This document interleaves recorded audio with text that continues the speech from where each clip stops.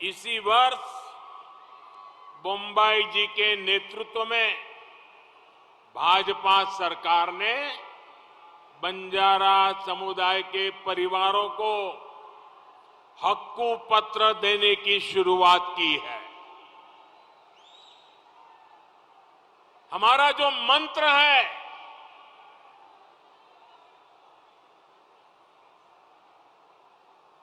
दलित हो, आदिवासी हो, वनवासी हो,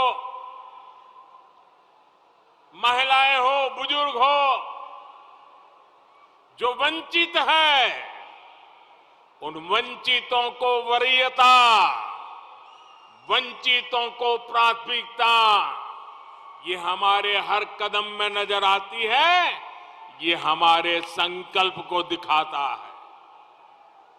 भाइयों और बहनों, कर्नाटका ने अवसरवादी और स्वार्थी गठबंधन की सरकारों का लंबा दौर देखा है। ऐसी सरकारों से कर्नाटका को हमेशा नुकसान हुआ है। इसलिए कर्नाटका के तेज विकास के लिए भाजपा की पूर्ण बहुमत की स्थिर सरकार बहुत जरूरी है। आप बताइए भाइयों, जब किसी को बहुमत नहीं मिलता है तो हमारे कर्नाटक का हाल बुरा होता है कि नहीं होता है? होता है कि नहीं होता है? होता है कि नहीं होता है? अब कर्नाटक को मजबूत स्थिर सरकार चाहिए कि नहीं चाहिए? पूर्ण बहुमत वाली सरकार चाहिए कि नहीं चाहिए? मजबूत बहुमत वाली सरकार चाहिए कि नहीं चाहिए? भाइयों बहनों, अब पहला काम कर्नाटका को ये जोड़ तोड़ की राजनीति से बाहर लाना है। हमारे कर्नाटका को तेज गति से आगे ले जाना है। और इसलिए भाजपा की पूर्ण बहुमत वाली मजबूत स्थिर सरकार ये कर्नाटका के लिए आज समय की मांग है। कर्नाटका के उज्जवल भविष्य के लिए ये बहुत आवश्यक है। जरा मेरे कर्नाटका के भाई बहन बताइए, क्या कर्नाटका चाहता है कि मैं भी आपकी सेवा करूं?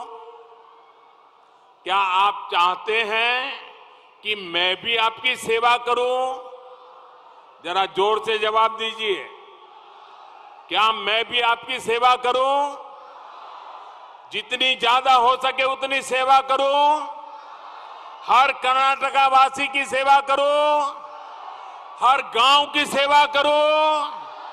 अब मुझे बताइए, अगर मुझे सेवा करनी है, आपके लिए मुझे कुछ करना है, तो मुझे कर्नाटका में भाजपा की मजबूत सरकार चाहिए कि नहीं चाहिए?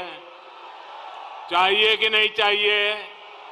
आप सबको जिता करके लानी चाहिए कि नहीं लानी चाहिए? पक्का लाएंगे? घर घर जाएंगे? भाजपा कर्नाटका को विकसित भारत का ड्राइविंग फोर्स बनाना चाहती है, जबकि कांग्रेस कर्नाटका को नेताओं की तिजोरियां भरने वाले एटीएम के रूप में देखती है। साथियों, कांग्रेस वाले हर चुनाव से पहले झूठी गारंटी की एक पोटली लेकर घूमने लगते हैं। इनकी गारंटियां कैसी होती है, इसका ताजा उदाहरण हिमाचल प्रदेश में हम देख रहे हैं। वहां अभी चुनाव हुए थे। उस चुनाव के पहले ये कांग्रेस के लोग ऐसे बड़े बड़े वादे करते थे, ऐसी बड़ी बड़ी घोषणाएं करते थे, ऐसी बड़ी बड़ी पोटलियां खोल देते थे। उन्होंने वादा किया था रोजगार का, उन्होंने वादा किया था भत्ते का, ये मुफ्ती गारंटियों का पिटारा लेकर गए थे, लोगों को भ्रमित कर रहे थे। कुछ दिन पहले हिमाचल सरकार का बजट आया तो चुनाव के पहले उन्होंने जो गारंटियां दी थी उसका कहीं नामो निशान नहीं दिख रहा है। क्या ऐसी कांग्रेस पे भरोसा कर सकते हैं? ऐसी कांग्रेस पे भरोसा कर सकते हैं? जोर से बोलिए, ऐसी कांग्रेस पे भरोसा कर सकते हैं? झूठे वादे करने वाली कांग्रेस पे भरोसा कर सकते हैं? क्या ऐसी कांग्रेस को कर्नाटका में पैर रखने की जगह देनी चाहिए? क्या पूरी तरह उनको निकालना चाहिए कि नहीं निकालना चाहिए? आज हिमाचल की जनता कांग्रेस को बार बार पूछ रही है कि चुनाव के समय जो वादे लेकर के आए थे, जो गारंटियां लेकर के आए थे, अभी तो 3 महीने नहीं हुए, उन गारंटियों का क्या हुआ? ये सब हवा में उड़ गई। कर्नाटका के लोग भी जागते रहे। ये ऐसे ही खेल खेलने वाले के लिए कर्नाटक एक मौका न देना। कांग्रेस ऐसे ही जनता को धोखा देने में माहिर है।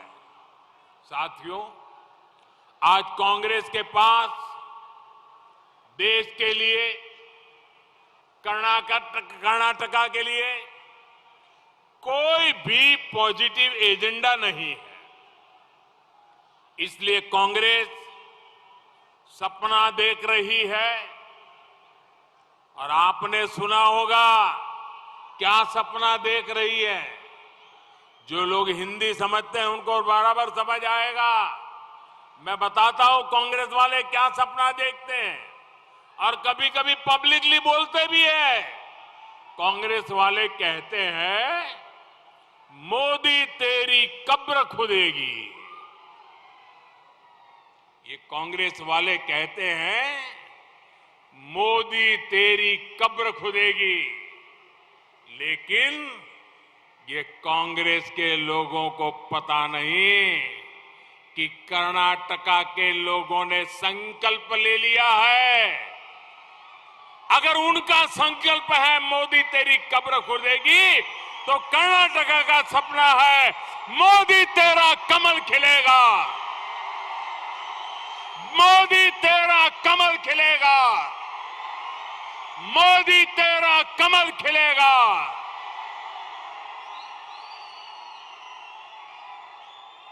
देश की जनता का, कर्नाटका की जनता का कमल के खिलने में ही विश्वास है। मेरे कर्नाटका के भाइयों बहनों, कमल में समृद्धि का, संपन्नता का, निवेश का, आगे बढ़ने का एक जबरदस्त विश्वास है। दुनिया आज भारत की तरफ देख रही है, और भारत हमारे कर्नाटका की तरफ देख रहा है।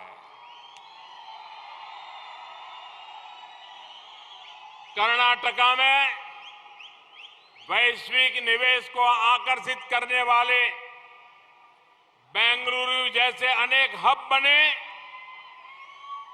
ये भाजपा का विजन है। इसलिए कोरोना काल में भी विदेशी निवेश के मामले में ये हमारा कर्नाटका प्रांत अग्रणी रहा है, और इसके लिए मैं मुख्यमंत्री जी और उनकी पूरी टीम को बधाई देता हूं। भाइयों बहनों, ये दावणगेरे, टेक्सटाइल का हब है। केंद्र सरकार देश भर में 7 मेगा टेक्सटाइल पार्क बनाने वाली है और इन 7 में से एक ये हमारे कर्नाटका में बनने जा रहा है। कल ही हुबली धारवाड़ में इलेक्ट्रॉनिक मैन्युफैक्चरिंग क्लस्टर प्रोजेक्ट के लिए भी केंद्र सरकार ने स्वीकृति दी है। इससे भी हजारों नए रोजगार बनेंगे। अब जब कर्नाटका का इंफ्रास्ट्रक्चर आधुनिक हो रहा है तो खेती से लेकर सर्विस सेक्टर और मैन्युफैक्चरिंग सेक्टर तक हर इंडस्ट्री का विस्तार होने वाला है। ट्रेडिशन और टेक्नोलॉजी से समृद्ध कर्नाटका में भाजपा सरकार की वजह से युवाओं के लिए अनंत अवसर बन रहे हैं। विकसित कर्नाटका के लिए यहां पूर्ण बहुमत वाली भाजपा सरकार बहुत जरूरी है। ये संदेश हमें कर्नाटका के बूथ बूथ तक पहुंचाना है। मुझे भाजपा के प्रत्येक कार्यकर्ता पर पूरा भरोसा है। आप इतनी बड़ी संख्या में यहां आए, ये अपने आप कर्नाटका के मिजाज को दिखाता है। भाइयों बहनों, मैं जरा आपसे कुछ पूछना चाहता हूं। जवाब देंगे आप लोग? जवाब देंगे? जरा जोर से बोलिए, जवाब देंगे? आप मुझे बताइए, आज पूरी दुनिया में हिंदुस्तान के नाम की गूंज है कि नहीं है? हिंदुस्तान का जय जयकार हो रहा है कि नहीं हो रहा है? अमेरिका में भी हो रहा है कि नहीं हो रहा है? जर्मनी में भी हो रहा है कि नहीं हो रहा है? फ्रांस में भी हो रहा है कि नहीं हो रहा है? अफ्रीका में भी हो रहा है कि नहीं हो रहा है? सिंगापुर में भी हो रहा है कि नहीं हो रहा है? इंडोनेशिया में हो रहा है कि नहीं हो रहा है? जापान में हो रहा है कि नहीं हो रहा है? चारों तरफ हो रहा है ना? क्या कारण है? क्या कारण है? ये दुनिया में डंका बज रहा है, क्या कारण है? जरा सब बताइए, क्या कारण है? आपका जवाब गलत निकला। आपका जवाब गलत निकला। ये दुनिया में हिंदुस्तान का डंका मोदी के कारण नहीं, ये आपने जो एक वोट दिया था ना, उसके कारण बज रहा है। ये आपके एक वोट की ताकत है जो दुनिया में हिंदुस्तान का डंका बज रहा है। भाइयों बहनों, हमें कर्नाटका का जो डंका है ना, वो भी अब जोरों से बजाना है और इसलिए आपके वोट की ताकत कर्नाटका को दुनिया भर में मशहूर कर देगी। भाइयों बहनों,